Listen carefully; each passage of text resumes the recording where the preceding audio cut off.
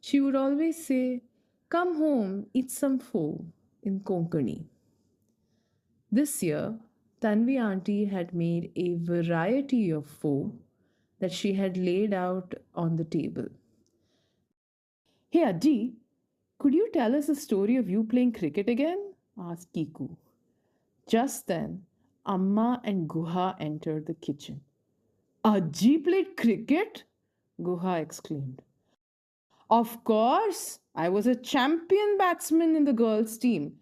I even used to play with the boys on my street." Ajji swelled with pride. "Oh, when was this?" Hmm, let's see. I must have been around 12 years old. Girls didn't usually play games, not like today. But in our school, we had a wonderful principal, Diana teacher, who believed that it was important for us to be active. So she assembled the first girls' team. Those days, even wearing a salwar kameez was scandalous, and we were the first girls in the entire school to wear white pants and shirts. It was all very exciting. "Did you win any matches, Ajji?" asked Kiku. "Of course, so many. But not all schools had girls' teams. So we ended up competing against a few boys' teams. We won a lot of matches against them." "Wow, that's amazing," said Guha. "She told me the story last year and I was so surprised." "Ajji, what about that time you broke the neighbor uncle's window?" said Kiku. "Oh, yes. This was with my brother Deepu and some of the other boys in the neighborhood. Let's see. Thomas, Venkat, Surya. I was batting, of course, and Surya was the bowler. When I swung the bat, the ball went for a six, and I was so thrilled until I heard the sound of glass crashing. In those days, glass windows were rare. We used to have wooden shutters and metal grills. But our neighbor, Jonathan uncle, had just gotten new glass shutters for his upstairs bedroom window, and the ball went straight through them. Jonathan uncle was livid. He came out of his house yelling at us. He didn't realize I was batsman. He kept shouting at Deepu. It took him a while to believe the boys when they said it was me. "And what did he say when he knew it was you?" "He was really shocked at first. He just looked at me, blinking angrily, like this." And Ajji made a contorted, angry face that had Kiku and Guha rolling with laughter. And then he said, "I will speak to your father." I was so scared. Ajji got up and took a sip of water. With her uninjured hand, she mixed heaping amounts of sugar and water and slowly stirred the mixture on the stove, making sure it was the right consistency. "Last year you said he shouted and chased you around with a broom, Ajji," said Kiku, amused. "Did I? Maybe. But I need to chase a story or you will get bored, Kano. And Guha is here. This way, you both hear something new." Guha turned to Kiku. "Why didn't you call me when all this happened last year?" "I don't know. I wanted to, but you were usually out playing with Santosh and the boys." Guha blinked. He had quite forgotten that he was still upset about not playing cricket. But funnily enough, he didn't feel upset anymore. "Guha, you see that large steel box there? Yeah, that one. Could you bring it down, Kano, and measure out 4 large cups of gram flour?" said Ajji. "What is this for, Ajji?" asked Guha. "Oh, I'm just making some Mysore pak. Come here, see."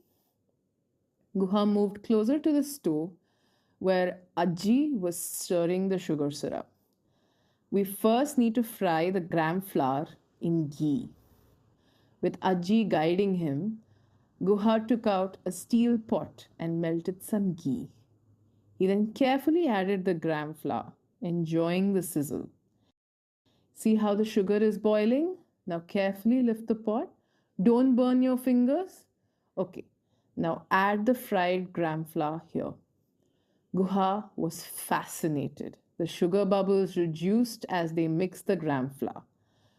He then added a lot more ghee, and suddenly the mixture grew to double its size with great big air bubbles.